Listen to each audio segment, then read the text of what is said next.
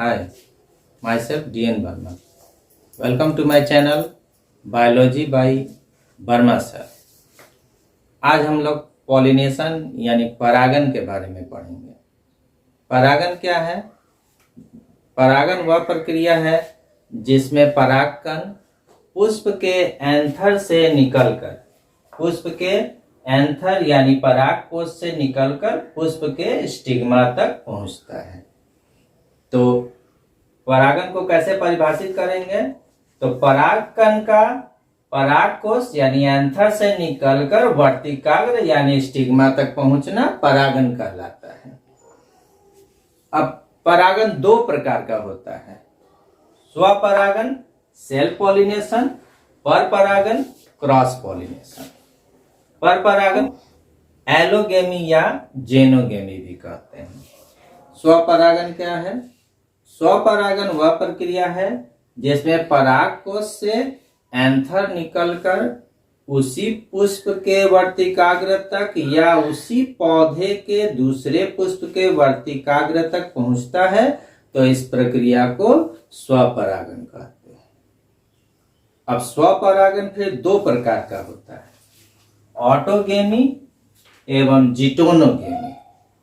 Autogamy किसको कहेंगे? Autogamy में पुष्प के एंथर यानी परागकोश से परागकण निकलकर उसी पुष्प के स्टिग्मा तक पहुंचता है, यानी पुष्प के एंथर या परागकोश से परागकण का निकलकर उसी पुष्प के स्टिग्मा तक पहुंचना ऑटोगेमी कहलाता है। और किसी पुष्प के एंथर यानी परागकोश से परागकण का निकलकर उसी पौधे के दूसरे पुष्प के वर्तिकाग्र तक पहुंचना जिटोनोगेमी कहलाता है। ऑटोगेमी फिर तीन तरह का होता है, होमोगेमी, क्लिस्टोगेमी, बड पॉलिनेशन। होमोगेमी पोटैटो में देखा जा सकता है या कभी कभी सनफ्लावर में भी होता है जब उसमें क्रॉस पॉलिनेशन नहीं होता है। होमोगेमी में जो एंथर या स्टिग्मा जो है वो वृद्धि करके झुककर मुड़कर या क्वाइल होकर जो है नजदीक जाते हैं। क्लिस्टोगेमी जो है बंद फूलों में होता है। वैसे फूल जो नहीं खिलते हैं क्लिस्टोगेमस कहलाते हैं, और उसमें जो परागन स्वपरागन होता है उसे क्लिस्टोगेमी कहते हैं।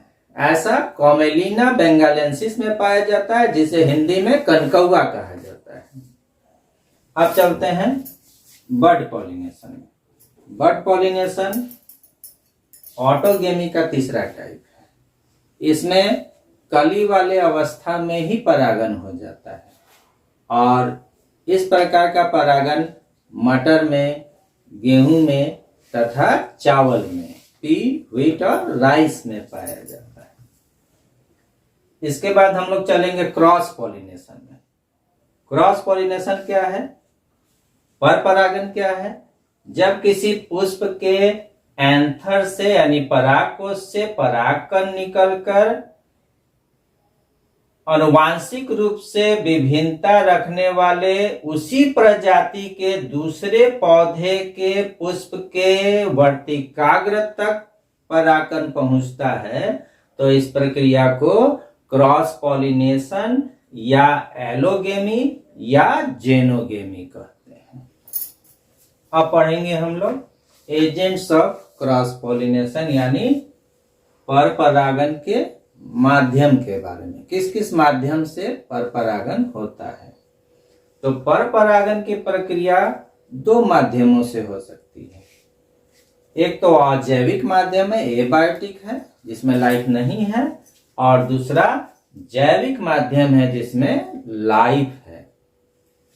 अजैविक जिसमें लाइफ नहीं है, इसके अंतर्गत वायु एवं जल आते हैं, वायु एवं जल आते हैं। और जैविक के अंतर्गत विभिन्न प्रकार के जंतु यानी एनिमल्स आते हैं।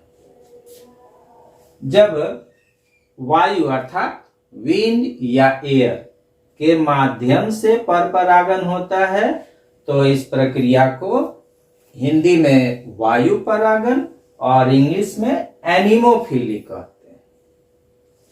जब जल के माध्यम से परागन होता है, परपरागन होता है, तो इस प्रक्रिया को हाइड्रोफिली, हिंदी में जल परागन कहते हैं। अब जल परागन फिर दो प्रकार का होता है। यदि जल परागन की प्रक्रिया हाइड्रोफिली जो है जल के सतह पर हो रही है तो इसे ईपी हाइड्रोफिली कहते हैं, और यदि जल परागन की प्रक्रिया जल के अंदर हो रही है तो इसे हाइपोहाइड्रोफिली कहते हैं। जल के सतह पर वेलिस्नेरिया नामक पौधे में होता है और जल के अंदर जोस्टेरा तथा सीरटोफिलम में होता है।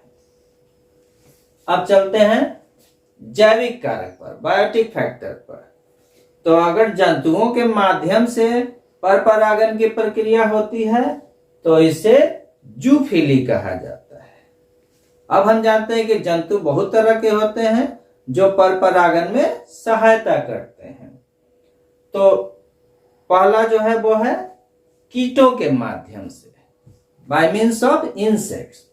तो कीटों के माध्यम से जब परपरागन की प्रक्रिया होती है तो इसे एंटोमोफिली कहते हैं। पक्षियों के माध्यम से, बर्ड्स के माध्यम से होती है तो इसे ऑर्निथोफिली कहते हैं। चमगादड़ यानी बैट के माध्यम से परपरागन की क्रिया होती है तो इसे चिरप्टेरोफिली कहते हैं। और अगर स्नेल्स या घोंघा के माध्यम से होती है तो इसे मेलाकोफिली कहते हैं। अगर आपको मेरा वीडियो पसंद आया हो तो लाइक कीजिए, शेयर कीजिए और सुधार के लिए कमेंट्स कीजिए। और अगर आपने अभी तक इस चैनल को सब्सक्राइब नहीं किया है तो मेरे चैनल को जरूर सब्सक्राइब कीजिए तथा बेल बटन दबाना न भूलें ताकि आपको नए वीडियो का नोटिफिकेशन समय पर मिलता रहे। धन्यवाद।